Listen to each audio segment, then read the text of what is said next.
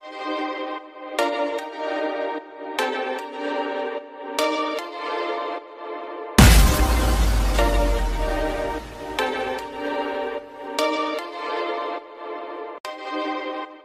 జీవిత పరమార్థం అనేది మనకు అర్థమైందా లేదా అనే విషయాన్ని మనం ఆలోచన చేద్దాం. దేవుని పిల్లలారా, ప్రపంచంలో ఉన్నటువంటి శాస్త్రవేత్తల గురించి మనం ఆలోచించినప్పుడు ఈ రోజున వాళ్ళు చేసేటువంటి పరిశోధన ఎంత ఉన్నతంగా ఉందో మనకు తెలియదు కాదు. అంతరిక్షానికి వెళుతున్నారు. అంతరిక్షంలో ఏమేమి ఉన్నాయో, అక్కడ సౌర కుటుంబంలో ఏముందో, గ్రహాలలో ఏమున్నాయో, ఎన్ని గ్రహాలు ఉన్నాయో, వీటన్నిటి మీద పరిశోధన ఆలోచించి పరిశీలించటం అనేది జరుగుతుంది. అలాగనని భూగర్భంలోనికి కూడా వెళ్ళి లోపల ఎక్కడ ఏమున్నాయి, ఏ గనులు ఉన్నాయి అని వాటి గురించి ఆలోచించటం అనేది. In Botswana, Africa, when it was analyzed that it originated 660 kilometers or 410 miles via volcanic activity. This cycle is known as the deep water cycle. పరిశీలించటం అనేది జరుగుతుంది. అలాగే సముద్రం గర్భంలోనికి వెళ్ళి లోపల ఏమేమి ఉన్నాయో వాటి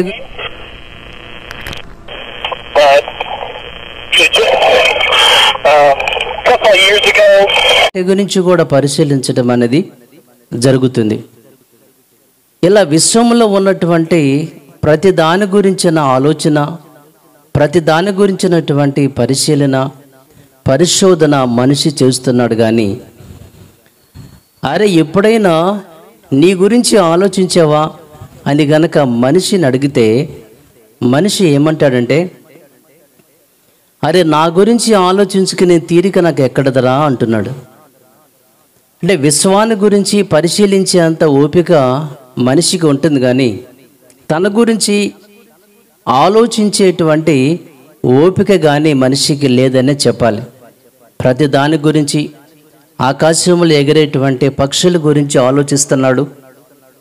వాటి వలన ర్యాకెట్స్ ఏ రీతిగా ఎంత స్పీడ్గా ప్రయాణం చేసే ర్యాకెట్స్ని కనిపెట్టాలో, లేదా ఒక బుల్లెట్ ట్రైను స్పీడ్గా వెళ్ళేటువంటి ట్రైన్స్ మనము కనిపెట్టడానికి పక్షులు ఏ రీతిగా వెళుతున్నాయో వాటిని చూసి పరిశీలించి, అలాగే జంతువుల గురించి పరిశీలన చేసి కొన్ని శాస్త్రాలు, జంతు శాస్త్రం అని, వృక్షాల గురించి పరిశీలన చేసి వృక్ష శాస్త్రం అని, అంతరిక్ష పరిశోధన శాస్త్రం అని, ఖగోళ శాస్త్రం అని, ఇలా అన్ని శాస్త్రాల గురించి, అంటే ప్రతి దాని గురించి మనిషి ఆలోచించి పరిశీలించి కొన్ని శాస్త్రాలు పుస్తకాలు రాసుకోవటం అనేది మనం చూస్తున్నాం.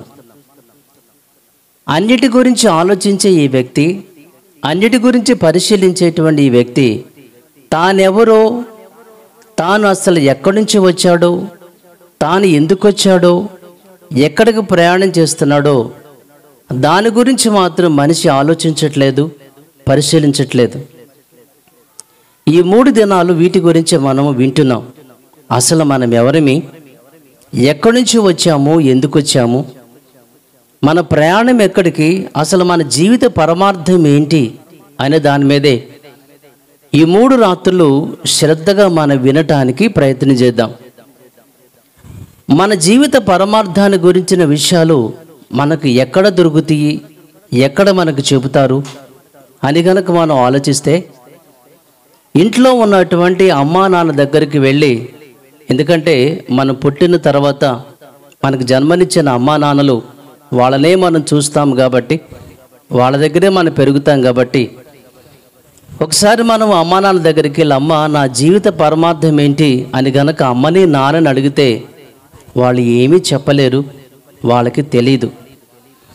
సరిపోని వాళ్ళు చిన్నప్పుడే వారిని గనక స్కూల్లో జాయిన్ చేస్తే, కాన్వెంట్లో కానీ స్కూల్లో కూడా వాళ్ళ జీవిత పరమార్థం ఏమిటి అనే విషయాన్ని అడిగితే అక్కడ వాళ్ళు కూడా ఏమీ చెప్పలేరు. ఎందుకంటే వాళ్ళు చదువుకున్న పుస్తకాల్లో మానవుని యొక్క జీవిత పరమార్థం ఏంటి అనే విషయము వాళ్ళ పుస్తకాల్లో వ్రాయబడి ఉండదు కాబట్టి వాళ్ళకు కూడా ఏమీ తెలియదు అని చెప్పాలి.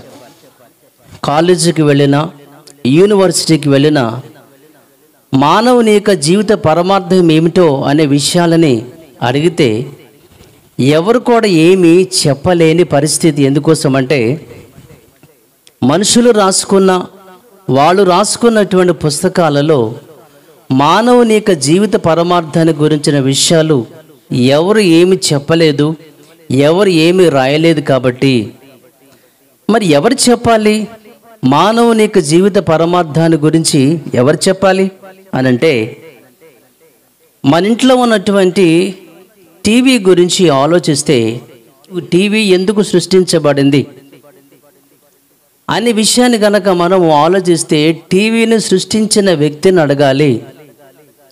అలాగే ఇంట్లో ఉన్న ఒక కంప్యూటర్ కానీ, ల్యాప్టాప్ కానీ, ఒక ఫోన్ కానీ, ఎలక్ట్రానిక్ వస్తువులు ఏమైనా సరే, లేదంటే ఒక ఫ్రిడ్జ్ కానీ, అలాగే వాషింగ్ మిషన్ కానీ, ఈ వస్తువులను ఎందుకు తయారు చేశారు, ఈ వస్తువులను ఎందుకు క్రియేట్ చేశారనే విషయాన్ని ఆలోచిస్తే వాటిని తయారు చేసిన వ్యక్తిని మాత్రమే అడగాలి. వాళ్ళు మాత్రమే చెప్పగలుగుతారు తప్ప మరెవరు చెప్పలేరు. మానవునిక జన్మ పరమార్థాన్ని గురించి ఎవరు చెప్పగలుగుతారా అని అంటే, మనిషిని సృష్టించిన వారు మాత్రమే చెప్పగలుగుతారు. మరి మనిషిని సృష్టించిన వారు ఎవరు అనే విషయాన్ని ఒకసారి మన బైబిల్ గ్రంథాన్ని అడిగితే, యెషయా గ్రంథంలో నుంచి 44వ అధ్యాయము 2వ వాక్యాన్ని మనం చూడొచ్చమ్మా. నిన్ను సృష్టించి గర్భములో నిన్ను నిర్మించి నీకు సహాయం చేయవాడైన యెహోవా. సృష్టించింది ఎవరు అనే విషయాన్ని ఇక్కడ మనం చూస్తాం. దేవుని పిల్లలారా, ఇక్కడ ఉన్న మనందరిని కానీ, మన తెనాలి ప్రాంతంలో ఉన్న వారిని కానీ, మన భారతదేశం ప్రపంచంలో ఉన్న 800 కోట్లకు మించిన జనాభా, ప్రతి మనిషిని కూడా సృష్టించింది ఎవరు అని అంటే యెహోవా అనే మాట ఇక్కడ మనం చూస్తాం. ఇదే మాటను మనము 100వ కీర్తనలో కూడా చూడొచ్చు. 3వ వచనాన్ని మీరు చూడొచ్చు. 100వ కీర్తనలో నుంచి 3వ వచనాన్ని మనం చూడొచ్చు. యెహోవాయే దేవుడని తెలుసుకొనుడి, యెహోవాయే దేవుడని తెలుసుకొనుడి, ఆయనే మనలను పుట్టించెను. యెహోవా. ఇప్పుడు ఇంతకుముందు ఉన్నటువంటి వాక్యం యెషయా గ్రంథంలో విషయం ఏంటంటే, మనందరిని సృష్టించింది యెహోవా అనే మాట అక్కడ మనం చూస్తాం కదండి. ఈ యెహోవా ఎవరు అని అంటే, యెహోవాయే దేవుడని తెలుసుకొనుడి, ఆయనే మనలను పుట్టించను అని ఇక్కడ ఉంది. ఇంతకీ ఇక యెహోవా ఎవరు, దేవుడు అనే విషయం ఇక్కడ మనం చూసాం. ఆయన మనందరికి ఏమవుతాడు? ఇది కూడా మన బైబిల్ని అడిగితే యెషయా గ్రంథము ఒకసారి మీరు కనుక చూస్తే దేవుని పిల్లలారా, యెషయా గ్రంథములో నుంచి 64వ అధ్యాయము 8వ వాక్యం చూడొచ్చు. యెహోవా నీవే మాకు తండ్రివి, నీవే మాకు తండ్రివి. మన ఇంట్లో ఉన్నటువంటి వస్తువులు, ఏ వస్తువు అయినా సరే, అవి ఎందుకు సృష్టించబడ్డాయి అనే విషయం గురించి మనం ఆలోచించినప్పుడు, వాటిని సృష్టించిన సృష్టికర్తని, వాటిని తయారు చేసిన వారిని మనం అడగాలి. అలాగనే మనుషులమైనటువంటి మనలను సృష్టించినటువంటి సృష్టికర్తని అడిగితే కానీ అర్థం కాదు మనకి. సృష్టించింది ఎవరంటే యెహోవా అనే మాటను మనం ఇక్కడ విన్నాం. ఆయన మనందరికి దేవుడని, అలాగే మనందరికీ కన్న తండ్రి అనే విషయము ఇక్కడ మనకు వ్రాయబడింది. మానవుని సృష్టించిన విధానం గురించి ఒకసారి మనం గనక మరి ఆలోచించినట్లయితే, నిజానికి దేవుని పిల్లలారా, ఈ రోజున చాలామంది కూడా వారి పుట్టుక దినాన్ని చేసుకుంటూ ఉంటారు. ఏమండి, ఈరోజు మా అబ్బాయిది, మా అమ్మాయిది పుట్టినరోజు అని, ఇలా ఎవరికి వాళ్ళుగా వాళ్ళ యొక్క పుట్టుక దినాన్ని, వాళ్ళ యొక్క బర్త్డేస్ వాళ్ళు చేసుకుంటూ ఉంటారు. పుట్టుక దినాన్ని గురించి నిజానికి మనం చేసుకునేటువంటి పుట్టుక దినం ఆ రోజు కాదు. అర్థమైందండి? మనం చేసుకునే పుట్టుక దినము ఆ రోజు కాదు. మరి ఎప్పుడు అంటే పుట్టుక దినము అబ్బాయి అంటే డెలివరీ డే అనే దాన్ని మనం వాడాలి యాక్చువల్గా.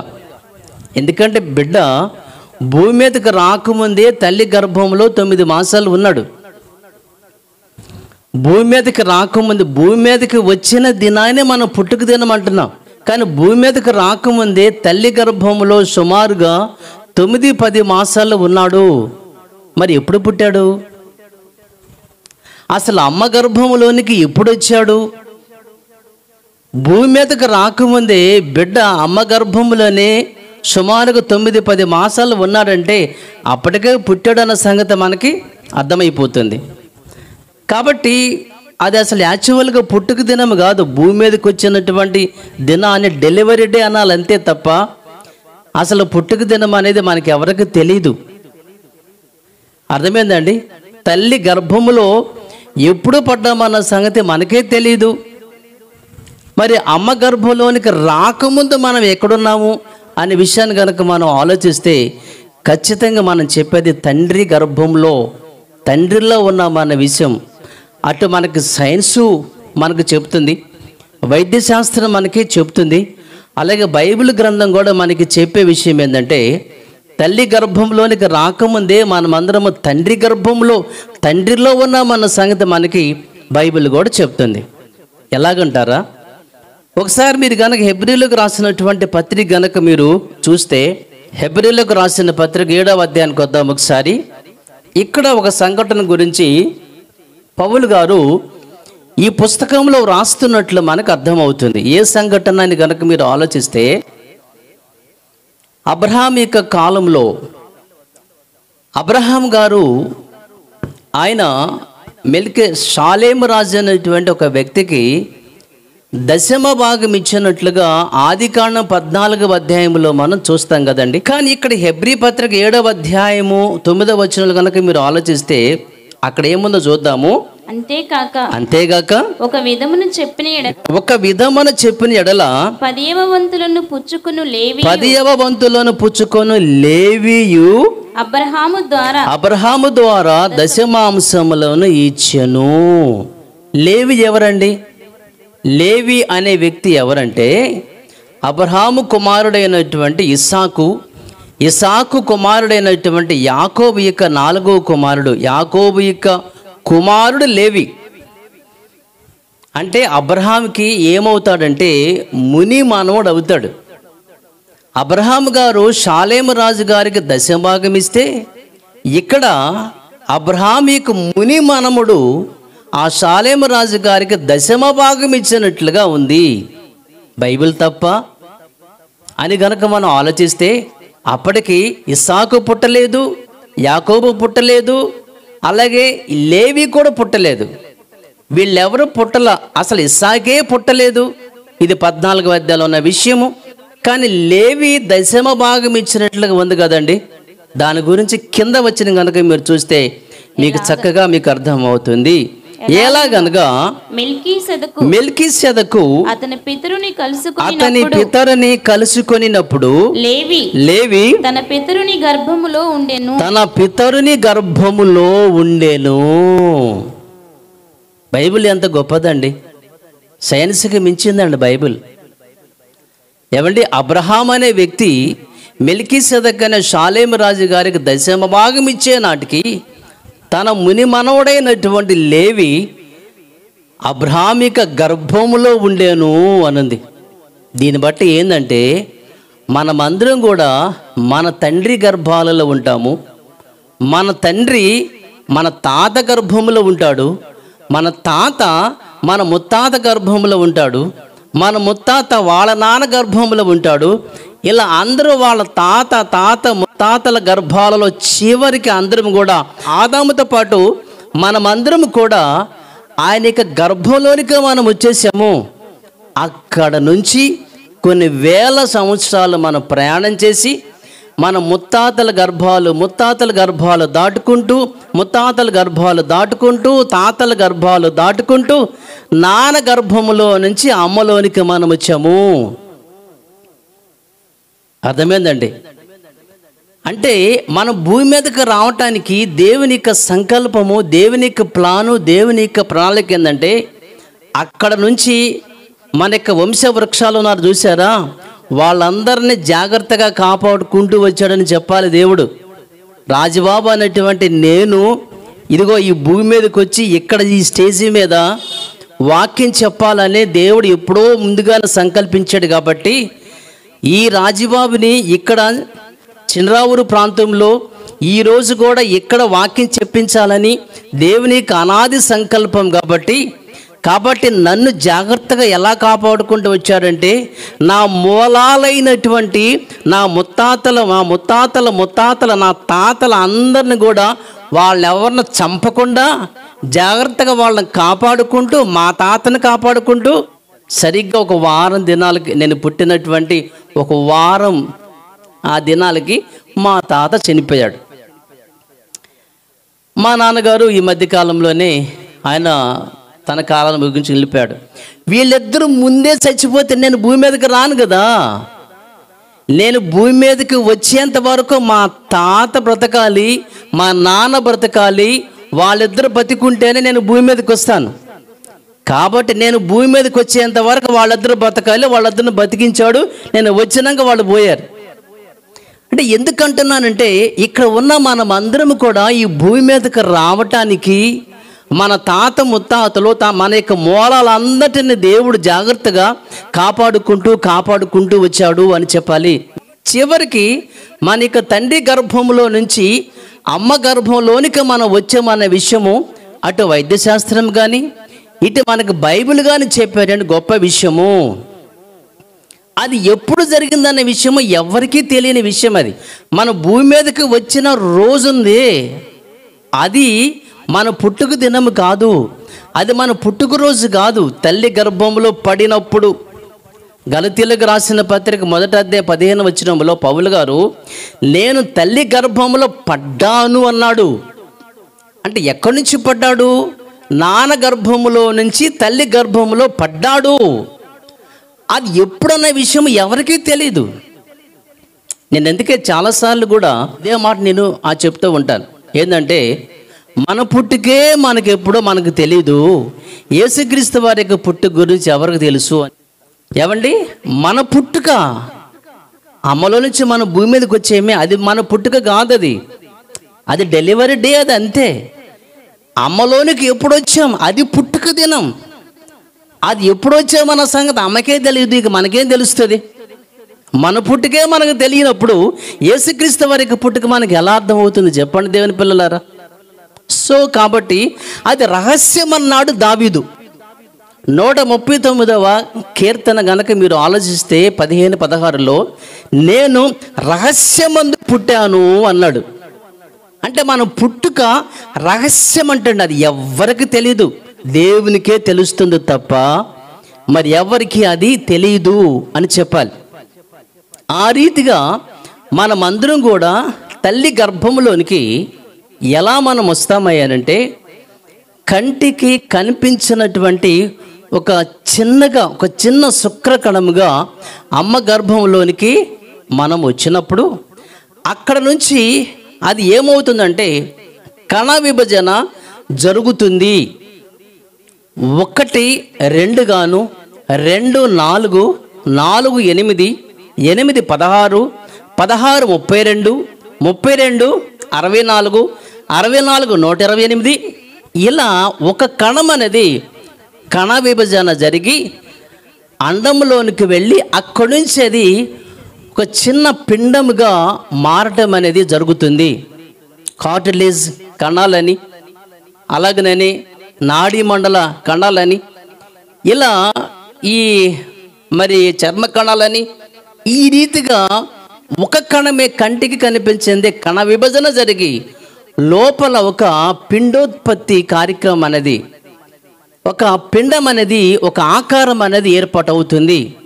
అది ఎలా ఎదుగుతుంది, అది ఎలా అది అమర్చబడుతుంది అనే విషయము ఈరోజు కూడా శాస్త్రవేత్తలకు, వైద్య శాస్త్రవేత్తలకు తెలియదనే విషయం మనకు బైబిలే చెప్తుంది.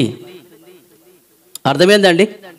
ఈ రోజు వరకు కూడా వైద్య శాస్త్రవేత్తలకి లోన్ అంటే డాక్టర్లు అడిగితే వాళ్ళు ఏం చెప్తారంటే, అమ్మ పలానా ఆహారం తిను, ఇది తినొద్దు, పలానిది తాగు, ఇది తాగొద్దు, అలాగే విటమిన్స్ టాబ్లెట్లు, మినరల్స్, ఇలాంటి మరి ప్రోటీన్ ఫుడ్ ఇలాంటి కొన్ని తీసుకోమని వాళ్ళు ఈ జాగ్రత్తలు వాళ్ళు చెప్తారో తప్ప లోనున్న బేబీ ఎలా గ్రోత్ అవుతుందన్న విషయము వాళ్ళకే తెలియదన్న సంగతి దేవుడు ముందుగానే చెప్తాడు. ప్రసంగి గ్రంథం కనుక మీరు చూస్తే, ప్రసంగి గ్రంథం 11వ అధ్యాయము 5వ వాక్యాన్ని మనం చూద్దాం. చూలాలి గర్భమందు ఎముకలు ఏ రీతిగా ఎదుగునది నీకు తెలియదు. చూలాలి గర్భమందు ఒక బిడ్డ ఏ రీతిగా గ్రోత్ అవుతున్నాడో, మొదటి నెల, రెండవ నెల, ఈ ఆకారం అంతే కూడా ఎలా సెట్ అవుతుందనే విషయము ఎప్పటికీ దేవుడు తెలియదు అన్నాడంటే అది ఎవరికీ తెలియదు. ఒక మోటార్ సైకిల్ తయారవ్వాలంటే, ఒక మోటార్ కారు తయారవ్వాలంటే కర్మాగారం ఉంటుంది, ఫ్యాక్టరీ ఉంటుంది. ఆ ఫ్యాక్టరీలో దానికి సంబంధించినటువంటి వస్తువులు మొత్తం కూడా సెట్ చేస్తారు, అమరుస్తారు. దానికి 6 మాసాలు, సంవత్సరం అనేది పడుతుంది. అలాగే తల్లి గర్భం అనేటువంటి ఒక ఫ్యాక్టరీ, కర్మాగారం ఇది. అమ్మ గర్భంలో దేవుడు అది పెట్టాడు కాబట్టి, అమ్మ గర్భంలో దేవుడు ఏం చేశాడంటే మన యొక్క శరీర అవయవాలన్నిటిని కూడా, మన ముక్కు, నాలుక, చెవి, తలకాయ, కాళ్ళు, చేతులు, ఇవన్నీ కూడా ఏర్పడటానికి సుమారుగా 9-10 మాసాలు. ఇవన్నీ కూడా దేవుని హస్తం, దేవుని చేతులతో. ఒకసారి మనం గనుక ఈ విషయాన్ని మనం ఆలోచిస్తే 139వ కీర్తన అండి 13వ వాక్యాన్ని ఒకసారి మనం చూసి ముందుకెళ్దాం. నా ఆంతరింద్రియములను నీవే కలుగజేసితివి. నా తల్లి గర్భమందు నన్ను నిర్మించిన వాడవు నీవే. తల్లి గర్భములో జరిగినటువంటి ఒక అద్భుతమైనటువంటి నిర్మాణం మనమందరము అమ్మ గర్భంలోనే. అర్థమైందండి? అందుకే ఒక వింత మనం అసలు కింద కనుక మనం చూస్తే, నీవు నన్ను కలుగజేసిన విధము చూడగా భయమును ఆశ్చర్యమును నాకు పుట్టుచున్నవి. అంటే మనిషిని ఒకసారి కనుక మరి ఆలోచిస్తే, ఏమంటే మాట్లాడటం కానీ, చూడటం కానీ, తనకున్న జ్ఞానం కానీ, పరిజ్ఞానం కానీ, ఈ రోజున చిన్న గుండు సూది దగ్గర నుండి ర్యాకెట్ వరకు మనిషి కనిపెట్టే ఆ యొక్క విధానం కానివ్వండి, ఈ యొక్క టెక్నాలజీ కానివ్వండి, ఒక మాటలో మనం చెప్పాలంటే ప్రపంచం అంతటిని కూడా ఒక చిన్న గ్రామంగా చేశాడు అని చెప్పచ్చు. ఎందుకంటే గ్రామంలో, పల్లెటూరులో రే సుబ్బారావు అనగానే ఆ ఊరి చివరిలో ఉన్నవాడికి కూడా వినిపిస్తుంది. అలాగే చిన్న గ్రామం అయిపోయింది ఇప్పుడు. ఎలాగనంటే చిన్న ఫోన్ చేయగానే అమెరికాలో ఉన్నవాడు హలో ఏంటి బావ అంటున్నాడు. అంటే అంత చిన్న మనిషి యొక్క టెక్నాలజీ, మనిషి యొక్క విధానం, ఆలోచన, తన మాటలు, తన యొక్క వైఖరి, తన యొక్క స్ట్రక్చరు, ఇవన్నీ చూస్తే నిజంగా నీవు నన్ను కలుగజేసిన విధము చూడగా మనిషిగా, ఏమండి ప్రపంచంలో వింతలు చాలానే ఉన్నాయి కదండి. 7 వింతలు అంటారు కదండి.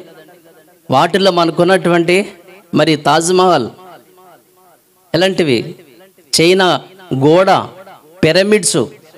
సో వీటికన్నా గొప్ప వింత ఏంటంటే మనమే.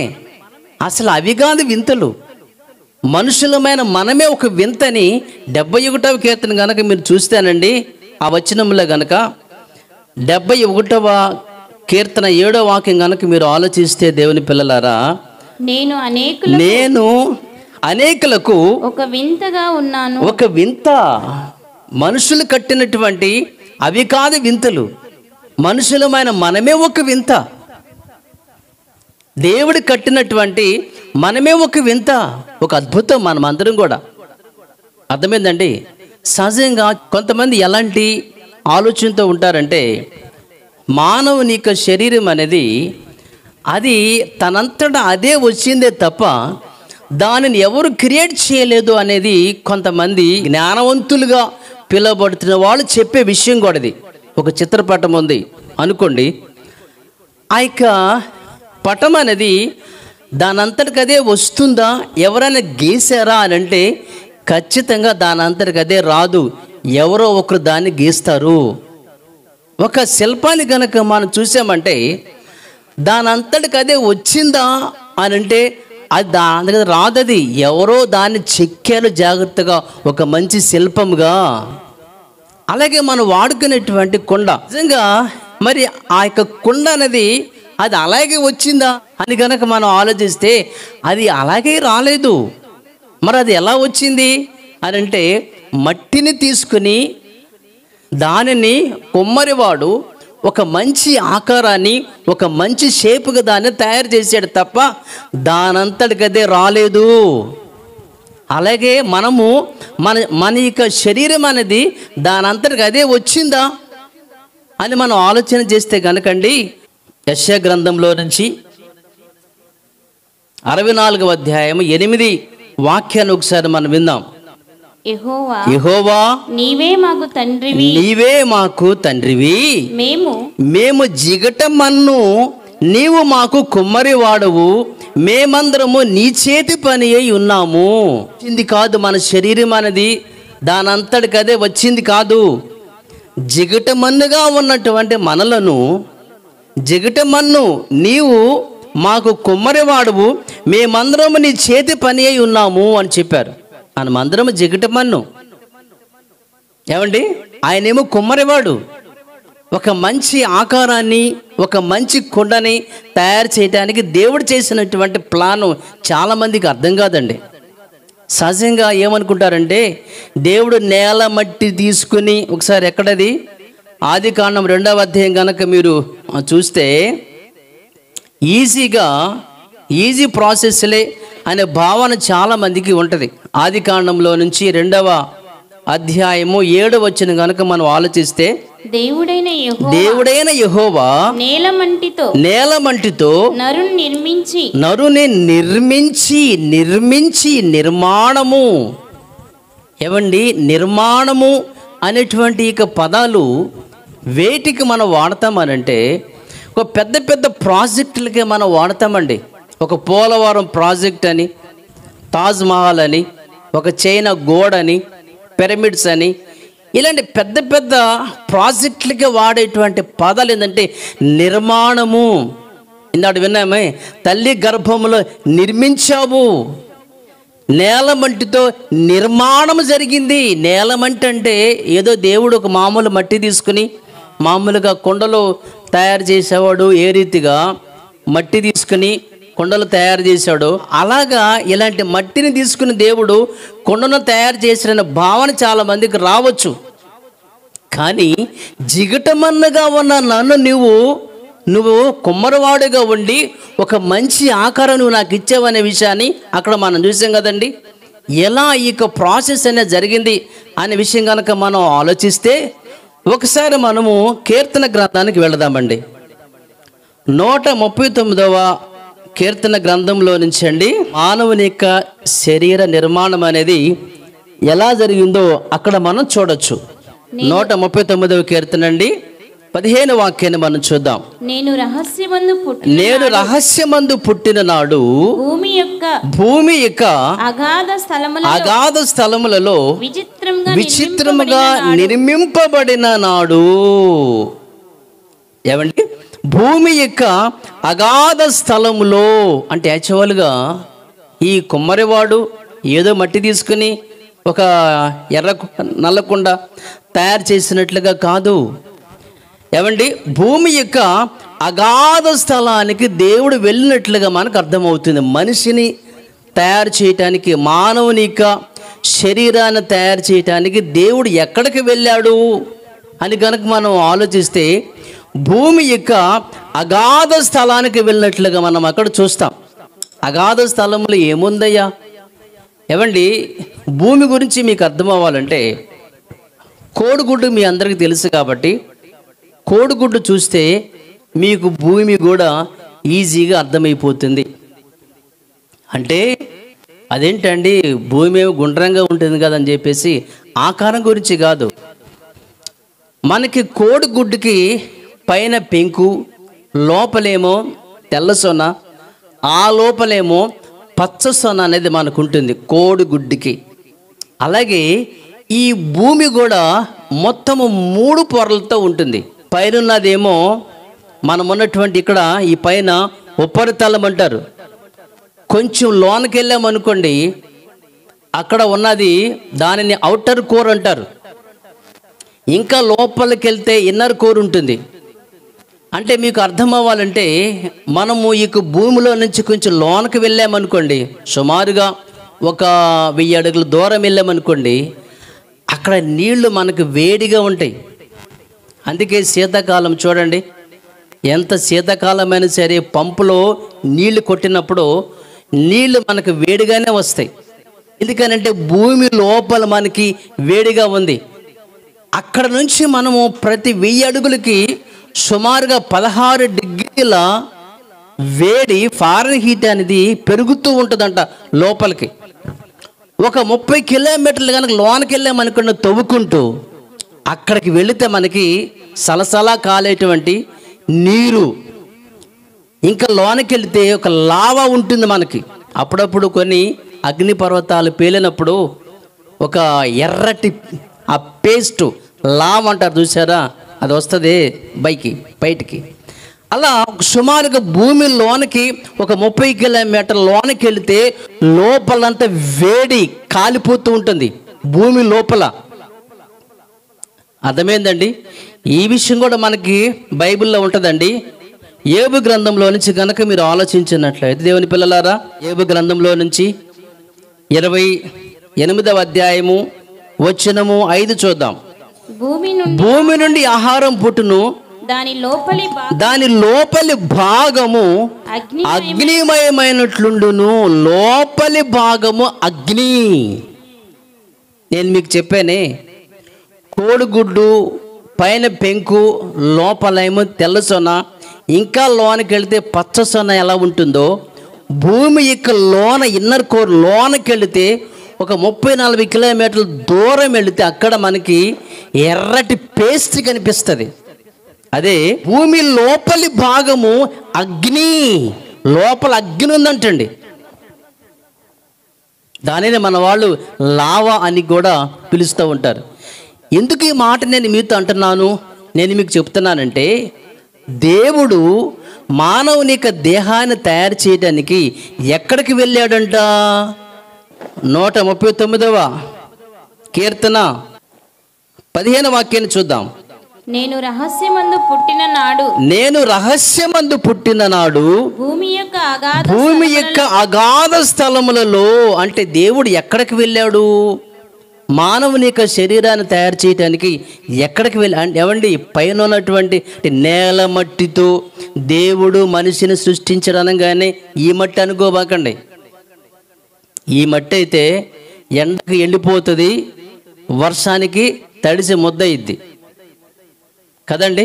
మనకి ఎండ వచ్చినా శరీరం బాగానే ఉంటుంది, వర్షం వచ్చినా మన శరీరం బాగానే ఉంటుంది.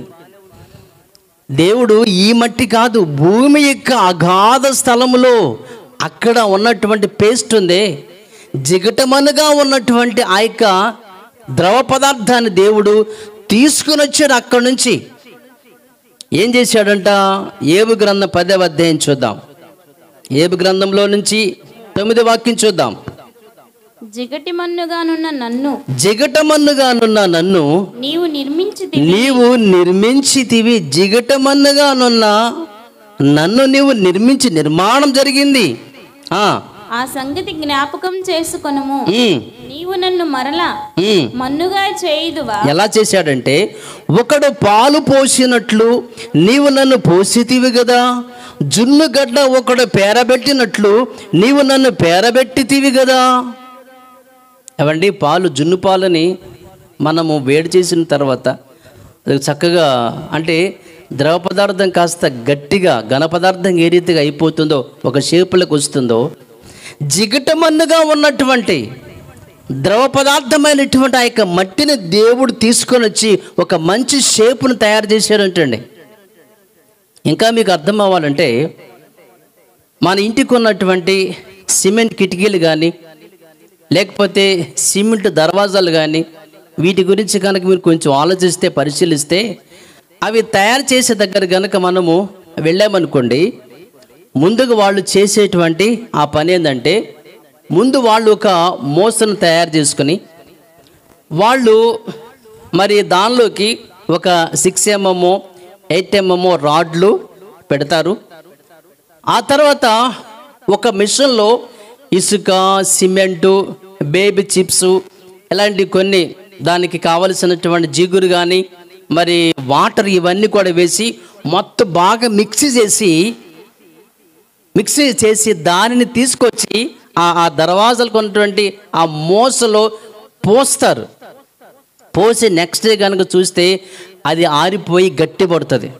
అంటే మీకు అర్థమవటానికి దాని లోపల ఏమున్నాయి అని అంటే ఐరన్ తీగలు ఉన్నాయి, సిమెంటు, ఇసుక, అలాగనే మరి బేబీ చిప్స్ ఇవన్నీ లోపల వాటర్ మొత్తం మిక్స్ అయ్యి అది ఏ రీతిగా ద్రవ పదార్థం నుంచి ఘన పదార్థంగా మార్చబడిందో అలాగనే జిగటమన్నుగా ఉన్నటువంటి మనందరిని దేవుడు ఏం చేశాడంటే ఒక మంచి షేప్, ఒక మంచి ఆకారాన్ని దేవుడు తయారు చేశాడు.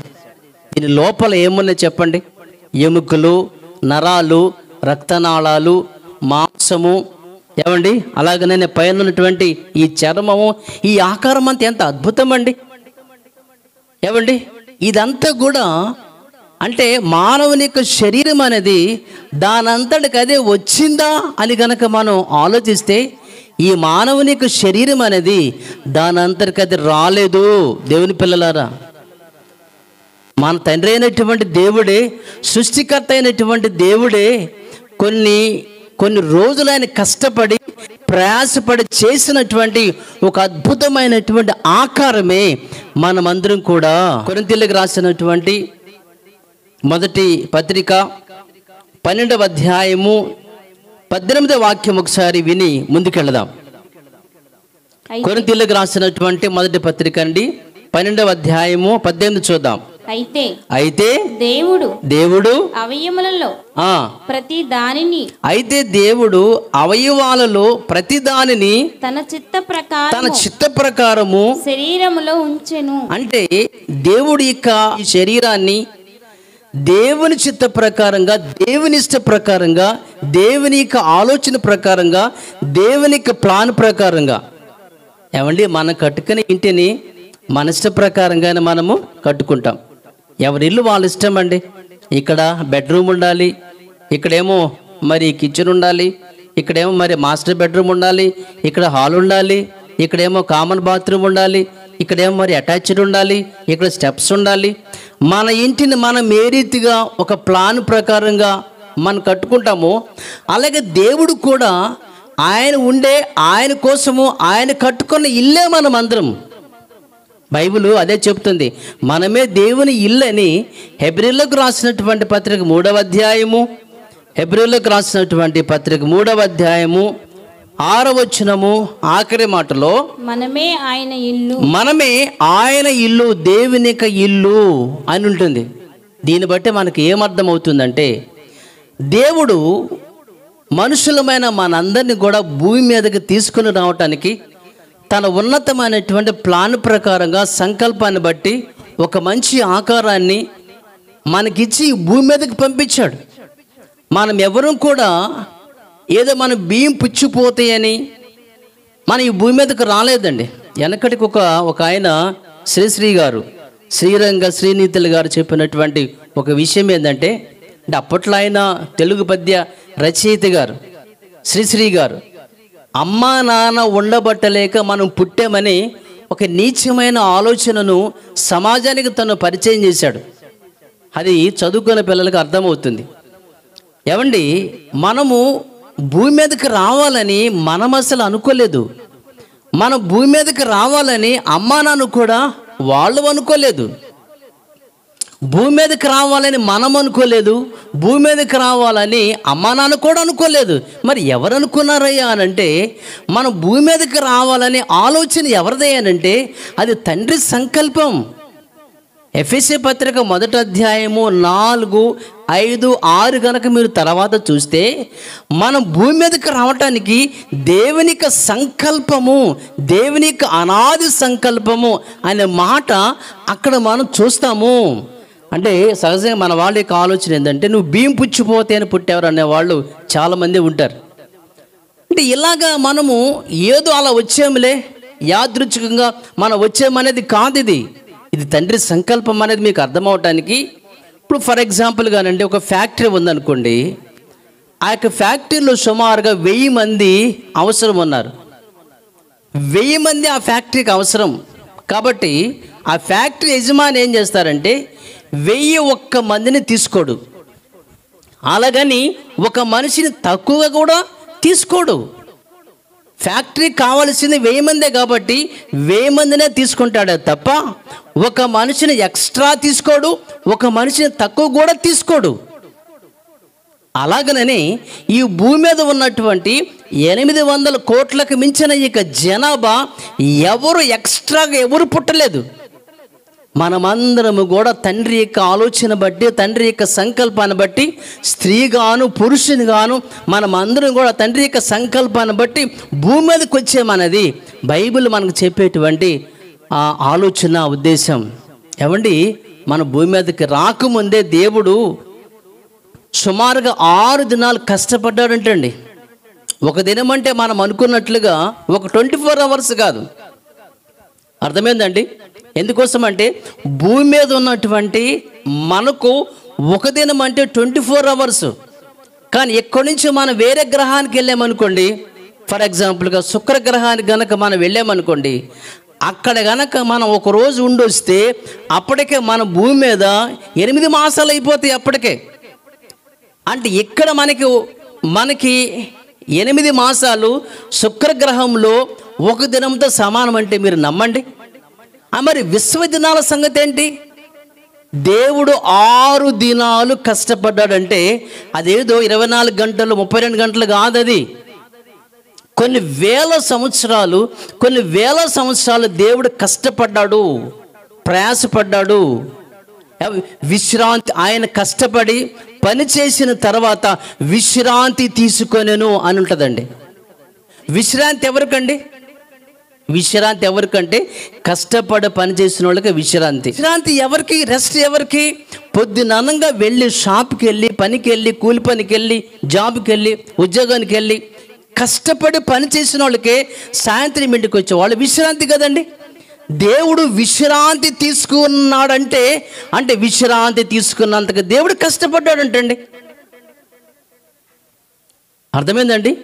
ఎందుకోసం అంటే 6 అడుగుల ఈక మనిషి భూమి మీదకి రాకముందే తనకు ఏమేమి కావాలో, ఒక సూర్యుడు కావాలని, చంద్రుడు కావాలని, గ్రహాలు కావాలని, నక్షత్రాలు కావాలని, భూమి కావాలని, వృక్షాలు కావాలని, సమస్త ఫల వృక్షాలు కావాలని, సముద్రాలు మరి జలచరాలు ఇవన్నీ కావాలని, అసలు మనిషి భూమి మీదకి రాకముందే మొట్టమొదటిగా మనిషికి ఏం అవసరం అంటే గాలి, ఆక్సిజన్ అవసరం.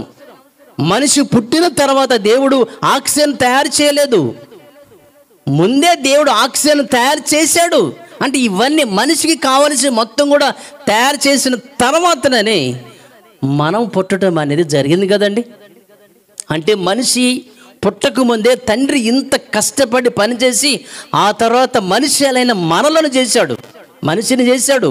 ఆదాముని 8 దినాలు చేశాడో తెలియదు మనకి, ఎంతకాలం చేశాడు అనేది మనకు తెలియదు.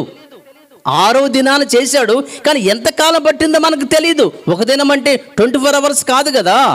ఇంత సమయాన్ని దేవుడు వెచ్చించి మనం పుట్టకముందే విశ్వాసం చేసి మనల్ని పుట్టించడానికి ఇంత ప్రణాళిక చేసి ఇంత కష్టపడ్డటువంటి దేవుడు మనుషుల గురించి ఏమని వ్రాయబడిందంటే ఆదికాండంలో నుండి 6వ అధ్యాయము 6వ వాక్యాన్ని చూద్దాం.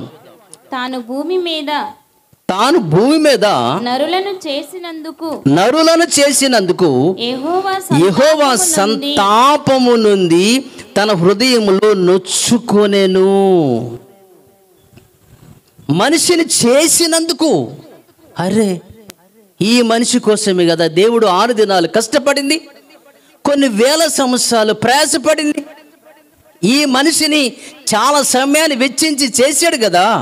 ఈ మనిషి గురించి దేవుడు ఏమన్నాడంటే, ఎందుకు చేశానా అని దేవుడు తన హృదయంలో నొచ్చుకుని సంతాపపడిన బాధపడ్డాడు. బాధ అంటే ఎందుకని?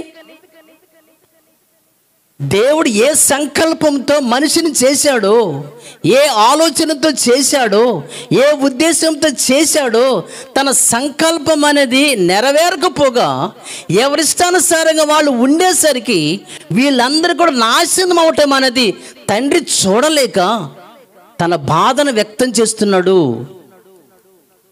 ఏమండి, ఒక ఎగ్జాంపుల్ నేను మీకు చెప్పి ముందుకెళ్తాను. అది ఆదికాండంలోనే ఉంటుంది. యాకోబు అనేటువంటి వ్యక్తికి 12 మంది పిల్లలు కదండి.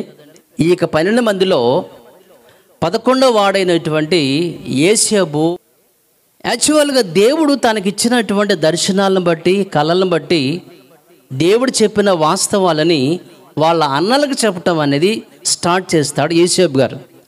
అందుకని తన సొంత అన్నయ్యలే అతని మీద ద్వేషాన్ని, అసూయని, పగను పెంచుకుంటారు. ఎప్పుడు సమయం దొరికిద్దా ఏ చేద్దాం అన్నట్లుగా. ఏమండి, యోసేపు ఏం చేశాడండి? ఏమన్నా తప్పు చేశాడా?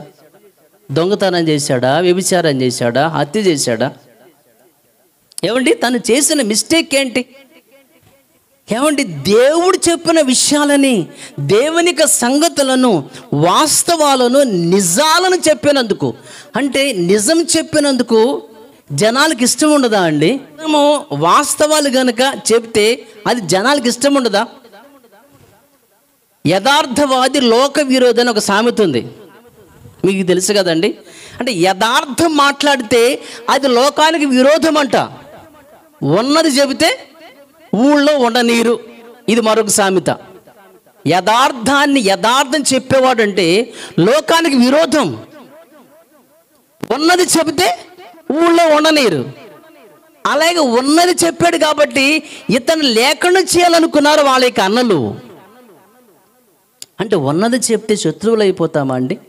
ఈ రోజున పరిస్థితి అలాగే ఉంటుందండి. ఏమండి, అబద్ధానికి అనుచరులు ఎక్కువ, సత్యానికి శత్రువులు ఎక్కువ అంట. లేకపోతే ఏంటండి, యేసుక్రీస్తు వారు ఈ సమాజానికి నిజం చెప్పాడా, అబద్ధం చెప్పాడండి? నిజమే చెప్పాడు కదండి. యేసుక్రీస్తు వారు సమాజానికి నిజమే చెప్పాడు, ఆయన అబద్ధం చెప్పలేదు. ఏమండి, నిజం చెప్పినటువంటి యేసుక్రీస్తు ఆయన ఎవరికి హాని చేయలేదు. ఆయన అందరికీ మేలే చేస్తూ వచ్చాడు. ఆయన అందరికీ మంచి చేశాడు. స్వస్థతలు చేశాడు, అద్భుతాలు చేశాడు, చాలా మంచి కార్యక్రమాలు చేశాడు.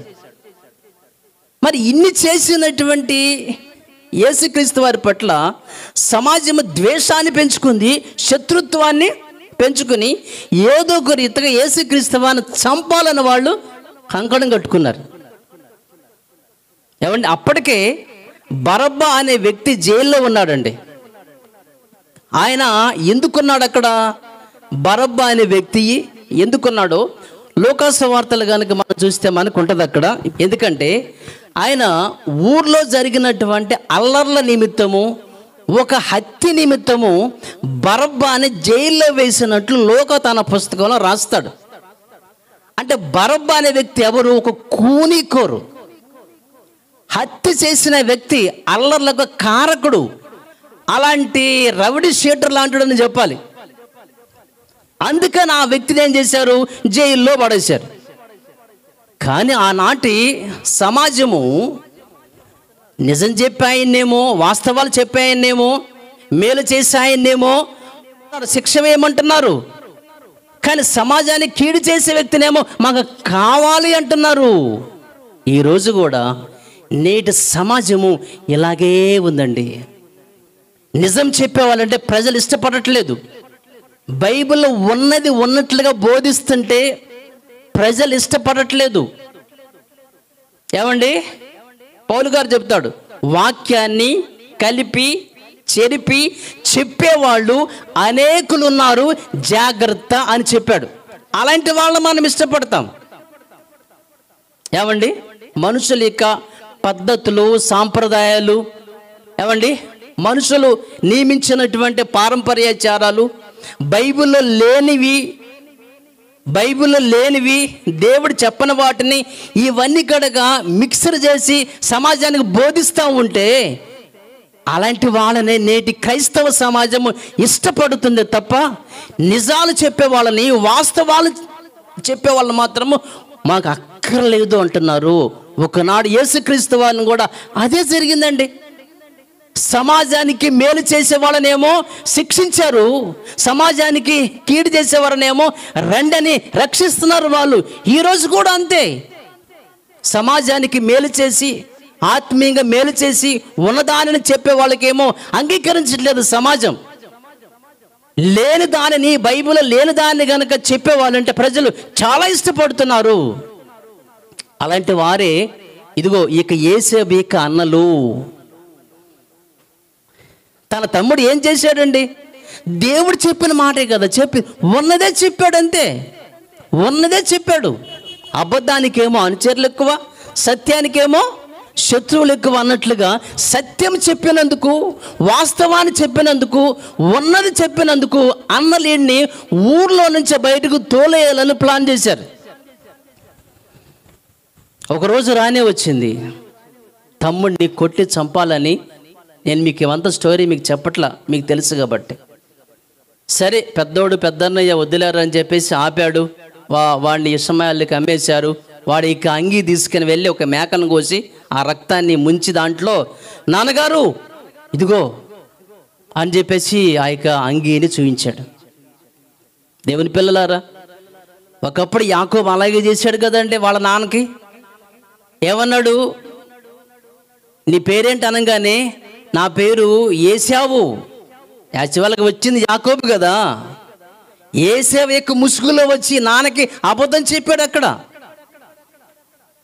వాళ్ళ నాన్నకి అబద్ధం చెప్పాడు కాబట్టి ఇప్పుడు తన కొడుకులు ఈయనకి అబద్ధం చెప్పారు. అర్థమైందండి? అంటే మనం ఏది విత్తుతామో అదే పంట కోస్తాం. మనం కనుక అబద్ధం ఆడితే అదే అబద్ధం మన మీదకి వస్తుంది. నాన్న ఇదిగో నీ కొడుకు ఇక షట్టు, అడవిలో దుష్ట మృగాలు నీ కొడుకుని చంపేసి తినేసి అని చెప్పగానే నిజంగా అండి యాకోబు అండి చొక్కాయి చింపుకొని బోరని ఏడుస్తాడండి. బోరని ఏడుస్తాడు, నిద్రాహారాలు లేకుండా. ఒకసారి మీరు గనక ఆ వాక్యాన్ని చూస్తే ఆదికాండం 37వ అధ్యాయం 34 చూద్దాం. యాకోబు తన బట్టలు చింపుకొని తన నడుమున గోనె పట్ట కట్టుకొని అనేక దినములు తన కుమారుని నిమిత్తము తన బట్టలు చింపుకొని గోనె పట్ట కట్టుకొని అనేక దినములు తన కుమారుని నిమిత్తము అంగలార్చుచుండగా. ఏమండి, ఇంతకీ నేను మీకు ఏమి చెప్పాలనుకున్నానంటే, ఆల్రెడీ యాకోబుకి మొత్తము 12 మంది కుమారులు. 12 మంది కుమారులలో ఒక కొడుకు చనిపోయాడు, తప్పిపోయాడు, నాశనం అయిపోయాడు అనే విషయాన్ని యాకోబుకి తెలిసినప్పుడు బట్టలు చింపుకొని గోనె పట్ట కట్టుకొని అనేక దినములు కుమారు నిమిత్తం ఏడుస్తూ వచ్చాడు కదండి. అంటే ఒక్క కొడుకు చచ్చిపోతేనే అంతలాగా అన్ని దినాలు ఏడ్చాడే. అలాంటిది ప్రపంచంలో ఉన్నటువంటి దేవుని పిల్లలు కోట్ల మంది నశించిపోతుంటే కన్న తండ్రికి ఎంత బాధ వేయాలి. ఆ విషయాన్ని చెప్పడానికి ఈ ఎగ్జాంపుల్ నేను మీకు చెప్పాల్సి వచ్చింది. ఆదికాండం 6వ వచనంలో మనిషిని ఎందుకు చేశానా, దేవుడు మనసులో సంతాపం నొచ్చుకుని సంతాపపడను, బాధపడాను. ఒక్క కొడుకు యేసేపు చనిపోతేనే అంత భయంకరంగా ఏడ్చాడే.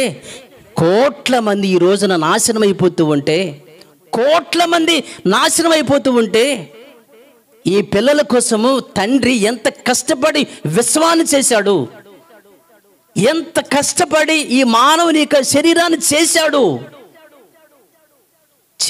ఎందుకు చేశానా, ఎందుకు పుట్టించానా అని కన్న తండ్రి బాధపడుతూ వచ్చాడంటండి. ఇంకా మనం కనుక ఆలోచిస్తే ఈ బిడ్డల గురించి దేవుని యొక్క ఆలోచన పుట్టకుండా ఉంటేనే మేలు అనే విషయం మన మత్తయి సువార్తలో మనం చూస్తామండి.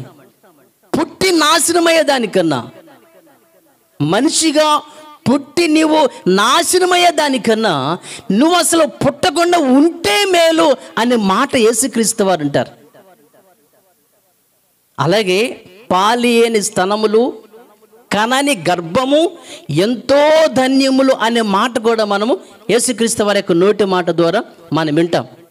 అంటే దేవుడండి ఏ పిల్లల కోసమైతే కష్టపడి విశ్వాన్ని చేశాడో, ఏ పిల్లల కోసము ఈ శరీర నిర్మాణాన్ని ఆయన చేశాడో, ఏ పిల్లలను మీరు భూమిని నిండించి ఫలించి అభివృద్ధి పొందండి దీవించాడో, అసలు ఆ పిల్లలే పుట్టకుండా ఉంటే మేలు అన్నాడంటే, అసలు భూమి మీదకి రాకుండా ఉంటే మేలు, పుట్టకుండా ఉంటే మేలు అని తండ్రి ఎంత బాధపడుతున్నాడు అనే విషయము మీకు అర్థం అవ్వాలి. ఎందుకు కన్న తండ్రి అంత బాధపడుతున్నాడో, దేవుని యొక్క సంకల్పం అనేది, దేవుని యొక్క ఉద్దేశం అనేది ఏ ఉద్దేశంతో పుట్టించాడో, ఏ ఆలోచనతో పుట్టించాడో, ఏ సంకల్పంతో పుట్టించాడో ఆ సంకల్పం నెరవేరలేదని ప్రతి మనిషి నశించిపోతున్నాడు అన్న బాధతో తండ్రి మాట్లాడే విషయాలవి.